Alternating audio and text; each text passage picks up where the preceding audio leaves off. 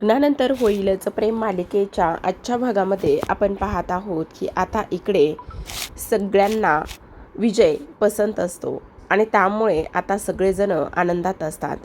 आता इकडे नंदिनी म्हणत असते, मग जर आता इकडे सगळ्यांना एकमेकांना हे स्थळ पसंत आहे तर मग आपण लवकरात लवकर साखरपुडा वगैरे ह्या सर्व गोष्टी आटोपून घ्यायच्या का? मला असं वाटतंय की जर साखरपुडा आटोपला तर सगळंच व्यवस्थित होईल. त्यावेळेला विजय म्हणत असतो, मान्य नंदिनी, मला रम्या पसंत आहे, पण मला काही हरकत नाही साखरपुडा करायला, पण लग्न करण्यासाठी माझी एक अट आहे, असं विजय म्हणत असतो. तेव्हा सगळेजण विजयकडे पाहतात. विजयला विचारतात, अट आणि कसली? तेव्हा विजय म्हणत असतो, खरं तर साखरपुडा केला तरी चालेल, पण मला लग्न ना 8 महिन्यानंतर करायचं आहे. तेव्हा जीवा म्हणत असतो, 8 महिन्यानंतर का आणि कशासाठी? त्यावर विजय म्हणत असतो, अरे लग्नानंतर तर प्रेम होतंच, पण लग्ना अगोदरची ती ओढ, ती पेच, त्याचबरोबर झोपाळ्यावर बसून गप्पा मारणे, अगोदरची एकमेकांबद्दलची असणारी ओढ, ह्या सगळ्या गोष्टी मला अनुभवायच्यात आणि त्यामुळे मला 8 महिन्यानंतर लग्न करायचं आहे. तेव्हा सर्वजण विजयचं हे मत ऐकल्यानंतर हसायला लागतात. आता जीवा म्हणत असतो, वा वा वा वा, लग्ना अगोदरची पेज ती अनुभवायची? तेव्हा विक्रम म्हणत असतात, अरे विजय, हे तर खरंच इंटरेस्टिंग आहे. आमची काही हरकत नाही. तुम्हा दोघांच्या म्हणण्यानुसार असेल ना तर काही हरकत नाही. किंवा तुला जर हे 8 महिन्यानंतर लग्न करायचं आहे असं तू म्हणतोस, पण रम्याचं सुद्धा एकदा म्हणणं विचारात घेतलं पाहिजे ना. तिलासुद्धा काय वाटतंय काय नाही ह्या गोष्टी जाणून घेतल्या पाहिजेत ना, असं सर्वांचं म्हणणं असतं.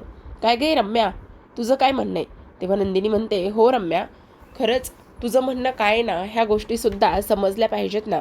म्हणजे विजयला करायचे 8 महिन्यानंतर लग्न, पण तुझं काय? तुला करायचं आहे ना 8 महिन्यानंतर लग्न, का तुला आत्ता करायचं आहे? त्यावर मानिनी म्हणत असते, हो गं बाई रम्या, विजयने त्याचं मत सांगितलंय, नाहीतर असं नको व्हायला, विजयला आता लग्न करायचं आहे आणि विजयला लग्न करायचं नाही आणि रम्याला करायचं आहे.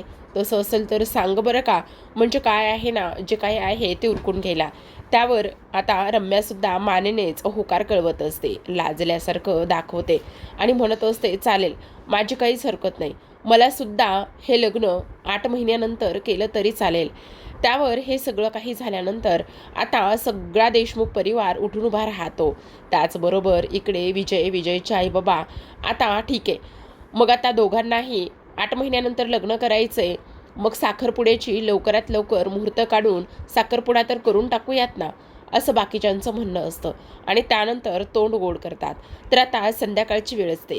काव्या तिच्या खोलीमध्ये आलेली असते आणि मोबाईल हातात घेते आणि म्हणत असते, ह्या अनिशेचं काय चाललंय ना कळतच नाही. किती दिवस झालं फोन नाही, कॉल नाही, मेसेजेस नाही, काहीच नाही. किती फोन करायचे हिला आणि मला हिला आनंदाची गोष्ट सांगायची. मी गाडी शिकले हे सुद्धा मला तिला सांगायचं आहे आणि त्याचबरोबर रम्याचा साखरपुडा आहे आणि रम्याने मुलगा पसंत केला आहे ही सुद्धा गोष्ट मला तिला सांगायची आहे. पण कशी सांगणार आहे? ही फोनसुद्धा माझा उचलत नाही आहे आणि मला करतसुद्धा नाही आहे. असं म्हणून ती तिला कॉल करते तर अनिशा फोन कट करते. त्यानंतर काव्या तिला व्हॉईस नोट पाठवते, काय गे खारुताई, माझे फोन का उचलत नाही आहेस तू? आत्ताच आत्ता मला फोन कर, कळलं का? त्यावर आता इकडे अनिशा तिला एक नोट पाठवते. ती म्हणत असते, सॉरी, मी आत्ता फार बिझी आहे. त्यानंतर पुन्हा काव्या म्हणत असते, नाही थांब, आता नाही हिला फोनच करते. असं म्हणून शेवटी ती तिला फोन करते आणि म्हणत असते, काय गा अनिशा, काय चाललंय तुझं? काय अशी वागतेस तू? अगं किती दिवस झालं भेट नाही, फोन नाही, कॉल नाही, मेसेजेस नाही. जर तू असं करणार असशील ना तर मी तुझ्या घरी येऊन बसेल. तेव्हा ती म्हणते, येऊ शकणार नाही आहेस तू माझ्या घरी, कारण मी जुन्या घरी राहत नाही. काय? का राहत नाही जुन्या घरी? का बदललंस आणि एकटीनं हे सगळं काही केलंयस? अगं का असं करतेस? अगं मला एकदा सांगायचं तरी होतंस ना. एकटीनं कसं सामान हलवलंस सगळं? मी आले असते ना मदतीला. तेव्हा अनिशा म्हणत असते, नसती आलीस तू मदतीला. का? ए अनिशा, गप्प बस आता, खूप झालं. आता खरंच काय झाले सांगणार आहेस का? किती दिवस झालं? अगं मला तुझ्याशी खूप बोलायचं आहे, गप्पा मारायच्यात, आपण भेटलो नाही आहे कितीतरी दिवस झालं. त्यावर अनिशा म्हणत असते, हे बघ, तू नसशील बिजी, पण मी फार बिझी आहे. मला तुझ्याशी आत्ता नाही बोलायचं आहे, मी खूप बिझी आहे, प्लीज फोन ठेव. आता असं म्हणून अनिशा फोन ठेवते.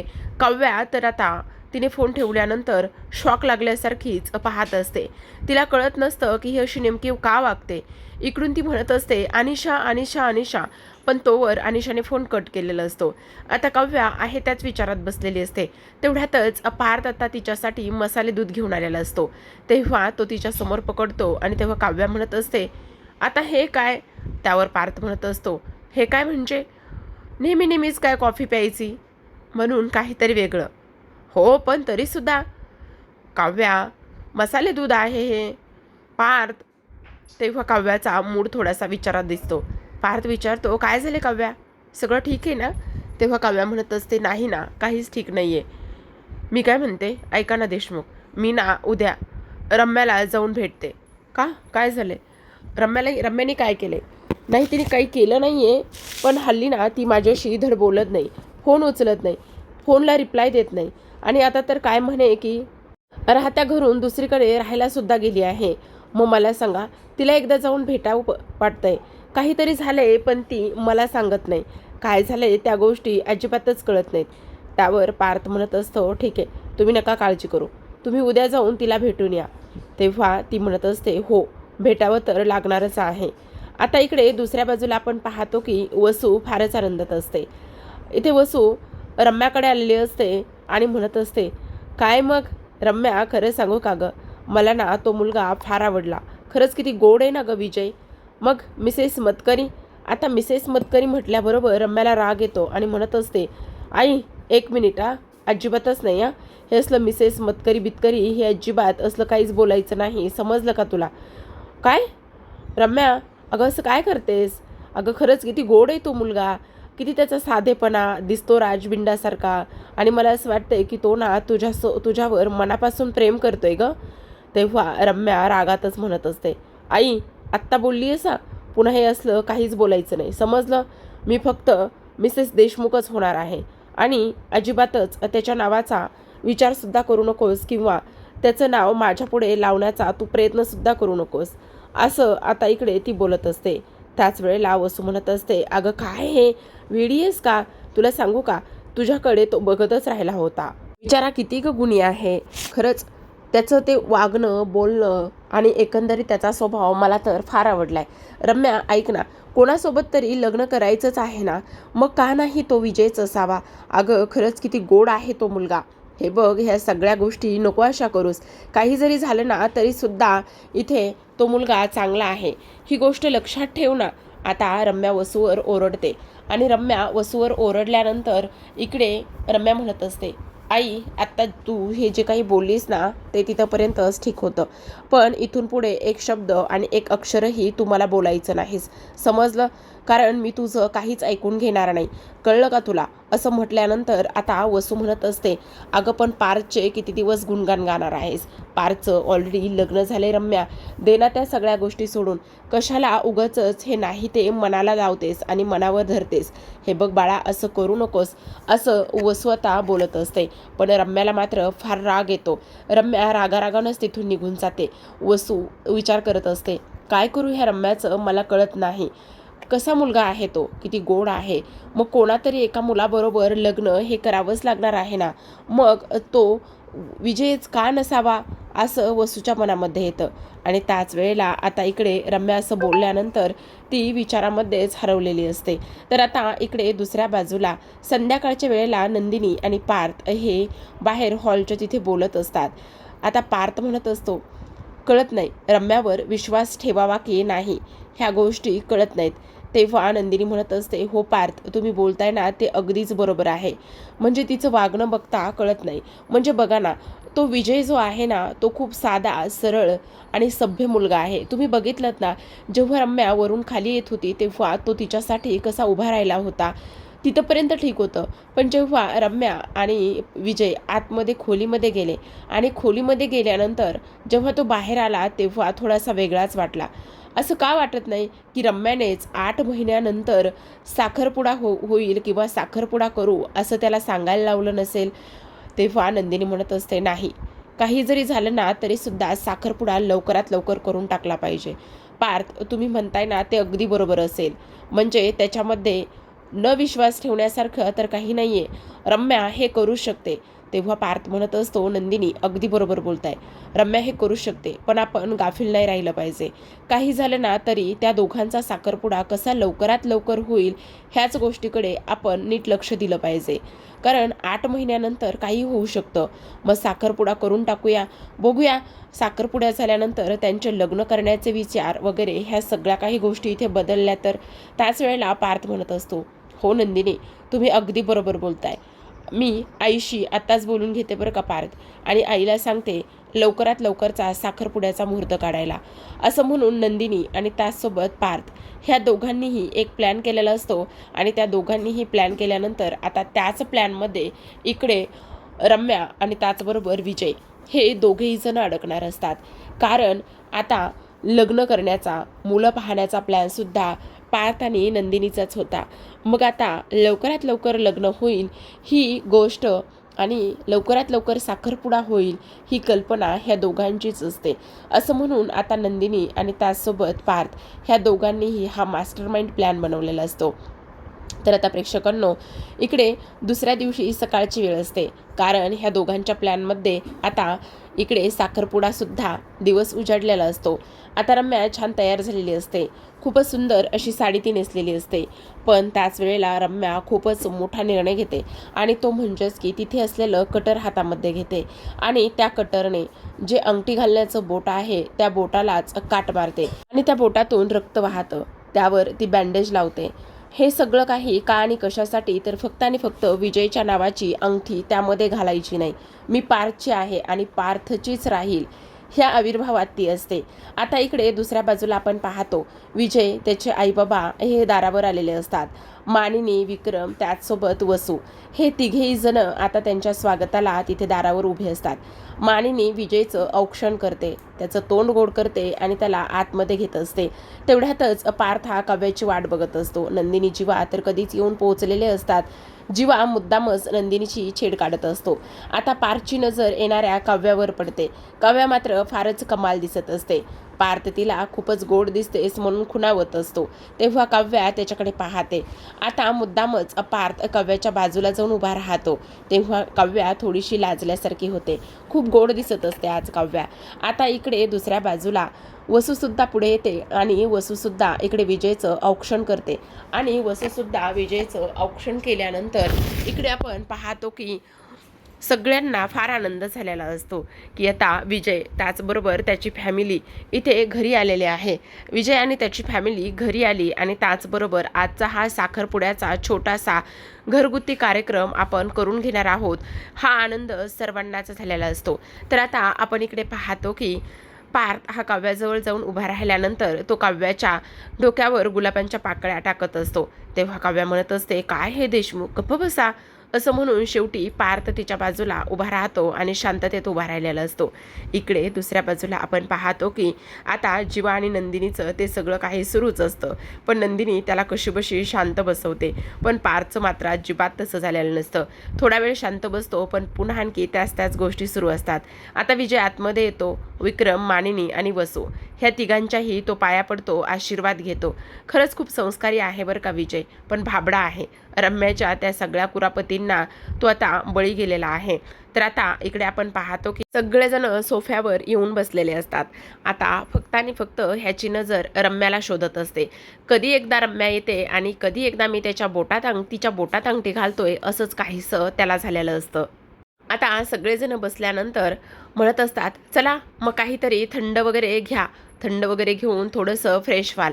त्यावर आता इकडे विजयचे आई म्हणत असतात, खरं तर आपण थंड वगैरे घेऊयात, पण विजयची नजर मात्र फक्त आणि फक्त रम्याला शोधत आहे. त्याला असं वाटतंय की कधी एकदाची रम्या येते आणि कधी एकदाचा हा साखरपुडा होतोय, किंवा कधी एकदाची मी तिच्या बोटात अंगठी घालतोय, असंच माझ्या मुलाला झालं आहे, असं त्याची आई बोलते. तेव्हा सगळेजण हसायला लागलेले असतात. सर्वांना फार आनंद झालेला असतो. विजय मात्र पूर्ण लाजून लाल झालेला असतो. आता मानिनी म्हणत असते, हो हो हो, ते तर दिसतंयच विजयच्या तोंडावरून. खरं तर रम्याची एक झलक पाहण्यासाठी विजय किती आतुर झालाय. तेवढ्यातच आता रम्या जिन्यावरून खाली येत असते. नंदिनी आणि त्याचसोबत काव्या ह्या दोघी जणी तिला घेऊन येतात. रम्या खूपच क्यूट दिसत असते बरं का. असो, जे काही आहे, पण रम्या मात्र गोड दिसते बरं का आज. जेव्हा रम्या येते तेव्हा विजय उठून उभा राहतो आणि मानिनी त्याचबरोबर विक्रम हे सगळेजण उठून उभा राहिलेले असतात जेव्हा रम्या येते तेव्हा. आणि रम्या आल्यानंतर आता वसूच्या डोळ्यात पाणी येतं. किती नाही म्हटलं तर लेक आहे. शेवटी आता इकडे रम्याला विजयच्या बाजूला सोफ्यावर बसवलं जातं आणि मानिनी म्हणत असते, बरं चला ओटी भरून घ्यायची का? तेव्हा विजयची आई रम्याला हळदी कुंकू लावते आणि ओटी भरून घेत असते. खरंच हा क्षण एका आईसाठी, पॅरेंट्ससाठी किती म्हणजे किती अनमोल असतो ना. आता रम्या फार आनंदात असते. ती विजयकडे पाहते तर विजयला सुद्धा तेवढाच आनंद झालेला असतो. आज रम्या खूप गोड दिसत असते ना, त्यामुळे आता शेवटी ओटी भरून होते. ओटी भरून झाल्यानंतर आता पुढचे विधी होत असतात. पण आता पुढच्या विधीमध्ये रम्याने ह्या सर्वांना फार मोठं एक अनोखं सरप्राईज दिलेलं आहे. बोट कापून घेतलंय ना स्वतःचं, त्यामुळे. पण असो, बघूया आता काय होतंय पुढे. विजय काय नेमका कशा पद्धतीने रिॲक्ट होतोय, किंवा तो रम्याला जा विचारेल का, किंवा ह्या लोकांना संशय येईल का, हे सुद्धा पाहणं गरजेचं आहेच की नाही आहे. बघा आता इकडे म्हणत असतात, बरं चला चला आता सगळं काही झालेलं आहे, ओटी भरून झाले, औक्षण झाले, ह्या सगळ्या गोष्टी झालेल्या आहेत. चला आता घाला घाला विजय रम्याच्या बोटामध्ये रिंग घाला आता, असं म्हणून आता त्याने आणलेली रिंग तो बाजूला काढतो आणि रम्याच्या पुढे ती रिंग पकडत असतो. पण रम्याने मात्र तिचा जो हात आहे तो साडीच्या पदराने झाकून ठेवलेला असतो. अगं रम्या कर ना हात पुढे, वसू म्हणत असते. रम्या कर हात पुढे, लाजू नकोस बरं आता. तेव्हा रम्या मात्र काहीच रिॲक्ट होत नाही आणि सगळेजण पुन्हा एकदा म्हणत असतात, रम्या कर ना हात पुढे. आता विजयसुद्धा एका हातात रिंग आणि एक हात पुढे घेण्यासाठी करतो. त्यावर शेवटी काय तर रम्या तो हात बाहेर काढते आणि रम्याने हात बाहेर काढल्यानंतर त्या हाताला तिनं बँडेज पट्टी लावलेली असते.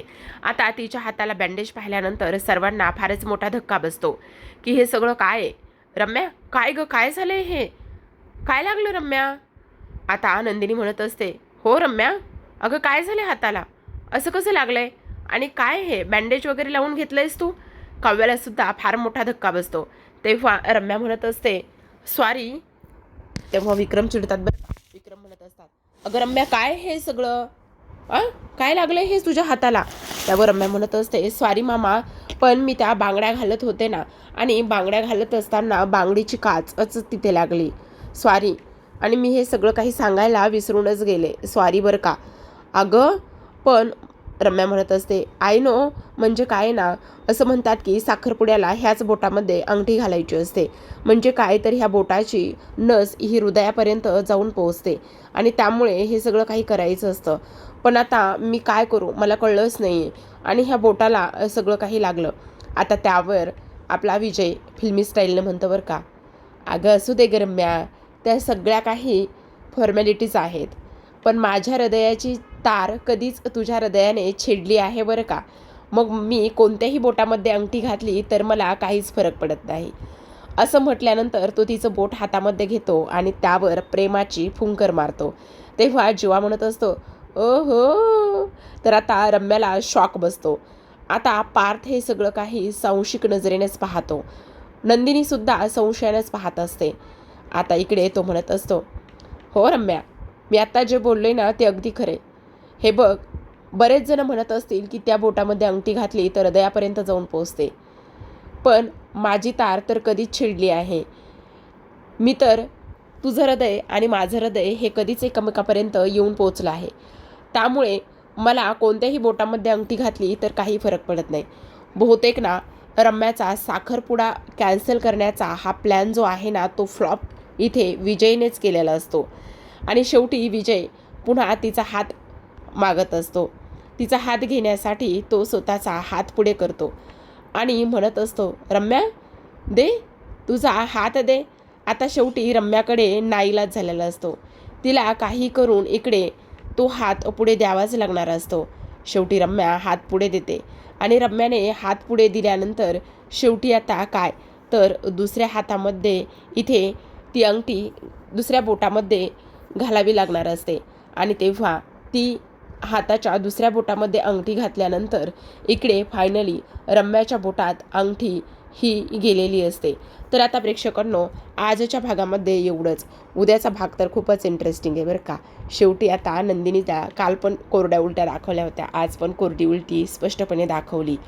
नंदिनीला काय झालं, नंदिनीला काय झालं असं सगळेजण म्हणतात. काव्या तिला खोलीत घेऊन जाते आणि तिला कोरड्या उलट्या होत असतात.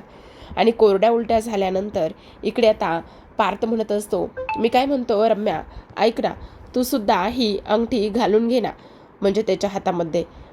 तेव्हा रम्या म्हणत असते, अरे पण असं काय करतोयस, तिला येऊ दे ना, ती आल्याच्या नंतर मग अंगठी घालूयात ना, असं नाही ना आपण घालू शकत, थांब जरा. त्यावर पार्थ म्हणत असतो, अगं येतील त्या कुठे जाणार आहेत, येतीलच त्या, तू त्याची नको काळजी करूस.